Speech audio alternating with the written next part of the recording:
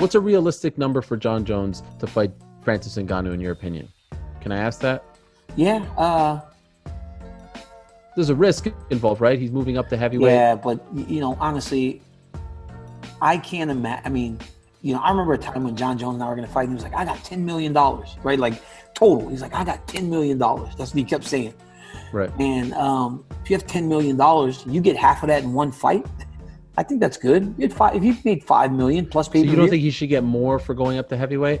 No, man. People don't get more to go up to heavyweight. Like, I didn't get more to go up to heavyweight. I did get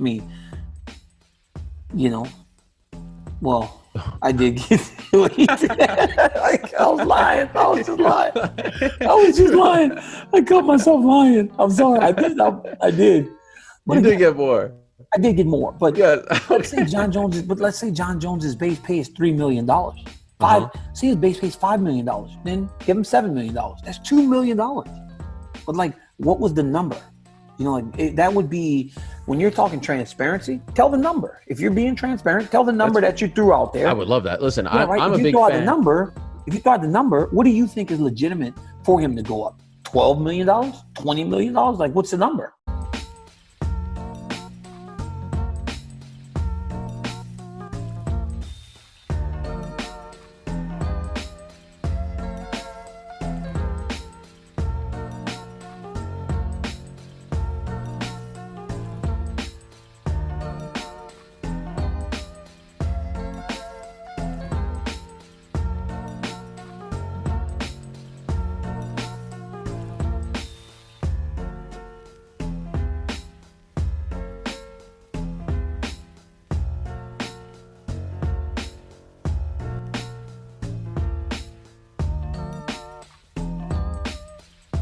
One of the things I really like is Masvidal. If we've seen it on Instagram, he's been training with Bo Nickel, the standout from Penn State, the NCAA wrestler. And I know there's a lot of American Top Team things happening right now with them opening an affiliate at Penn State. What's the latest on that? Because from what you and I were sort of talking about off air, it seems like this is going to be a great pipeline for standout wrestlers who want to make that transition to MMA.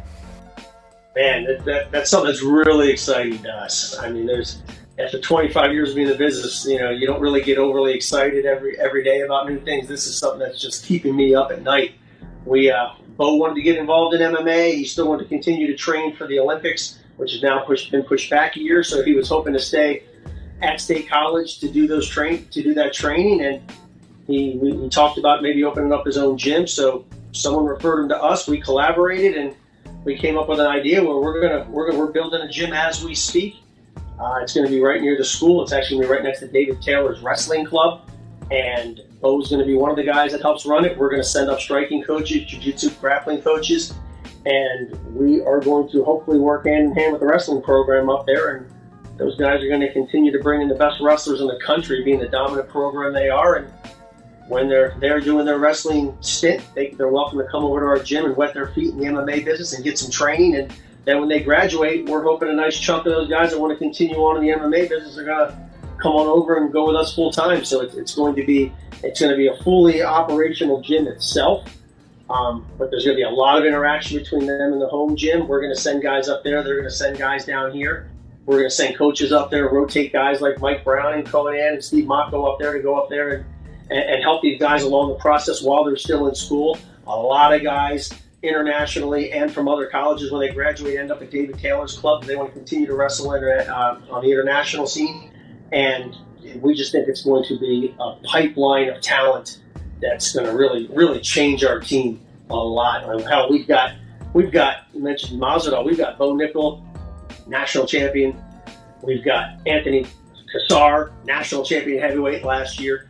We've got Cody Law, who was a Division II national champion, spent a couple years at Penn State before transferring. We got all three of those guys right now helping Masvidal get ready because we think he's going to fight a guy who's wrestling based. Just what they're going to bring to our gym and the knowledge they're going to bring to our gym and what they're going to do, the level of wrestling at our gym, plus the prospects that we're going to get from there into our gym. It's just, man, it's crazy. It's really exciting. And from what you've seen of Masvidal training with those guys and just, I'm sure, keeping tabs on what's actually happening, is everything gelling well together? Because that's one of the things, with Masvidal is he's always looking to work on his wrestling. And what better guy to do it than a guy like Bo Nickel? It's pretty incredible. Well, first of all, you're not going to get through 4 or 5 years at Penn State without having a certain mentality. You know, I mean, you got to be a tough motherfucker to get through that program in one piece. So these are some solid guys that are willing to put in the time, willing to put in the work. And the ones that have come down so far are just amazing. I'm sitting there watching the training, and they're doing things that I can only compare it to how I felt 25 years ago looking at an armbar for the first time, saying, what the hell is that? That really works? Holy shit. I'm seeing these guys do things like, what is that? Oh my God, that works. It's crazy. I mean, they're showing Steve Mocco, who is a 2-time national champion and Olympian, but has moved on to the MMA side, and you know he still runs our wrestling club and our wrestling program here, and he still goes to a lot of events.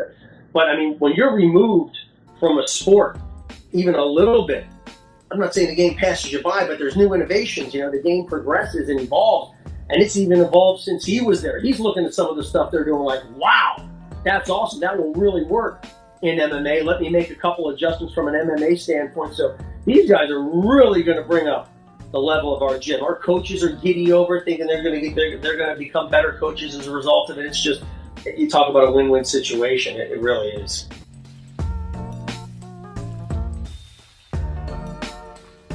Of course, the epic story that Pat Miletich told about the infamous bar brawl in England in 2002 after UFC 38. And I know you must get sick of people asking you this question, Chuck, but since we got one chance to speak to you here, Pat said that once this brawl erupted, you had your back against the wall and you were knocking out whoever came at you. And Tito Ortiz fought Lee Murray. Apparently, Lee knocked Tito down and stomped him in the head with his boot. I'm just wondering, what do you remember for that crazy night in England in 2002?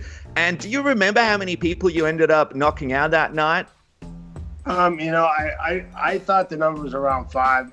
Wow. I've told as high as 7 or 8, but I mean, I know how to fight in groups. I mean, big brawls. I grew up fighting a lot, and you know, I know how to fight, and I hit hard. So, but yeah, I you know, about him, I don't know what happened. And by the way, I think Miletich took off. So I mean, I don't know. Everyone's got different memories of the night. I didn't see Tito and Murray square off at all. All I know is Tito was up and chasing it and trying to go after him when the cops showed up. Oh wow. So, I mean, my funniest story for that is I had a guy back here a few years ago when I was doing interviews for Glover fighting Jon Jones. Mm-hmm.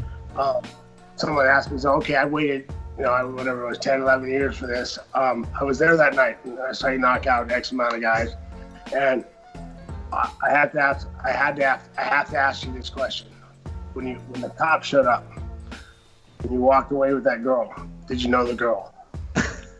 I'm up. No, man, I've been in this a long time. When the cops showed up, I knew everyone was. I was there. I was just trying to help out a buddy, so I didn't want someone to get hurt. And when the cops showed up, it was all over. Everyone's safe. Now it's time for me to get out of here. I just put my arm around the first girl I saw. I said, "Hey, do you want to go get breakfast?" And just walked right by the cops. I was the only guy not detained by the cops. So. They had to talk to the cops all night, so I got to go home. So it was funny. Do you want to get breakfast? So I know for sure he was. When he said he was there for sure, I know for sure he was there because that's exactly what I did. As soon as I heard the cops showed up, like I said, I fought a lot growing up. When the cops showed up, you learn how to disappear. And did you guys get breakfast? You and that girl? Oh yeah, I took her out to breakfast. If you are a fighter or someone who wants to start training in MMA, listen up. My name is Phil DeRue. I am the head performance coach of American Top Team. I train some of the elite MMA athletes in the world, such as Dustin Poirier, King Mo Lawal, Frankie Edgar, Junior Dos Santos, Edson Barbosa, and Joanna Jędrzejczyk. Going to MMA gyms or hiring a personal trainer can get extremely expensive over time.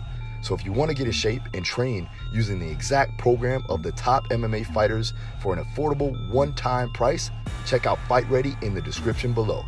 Use code MMA Central to get 20% off your final purchase. I hope to see you on the inside.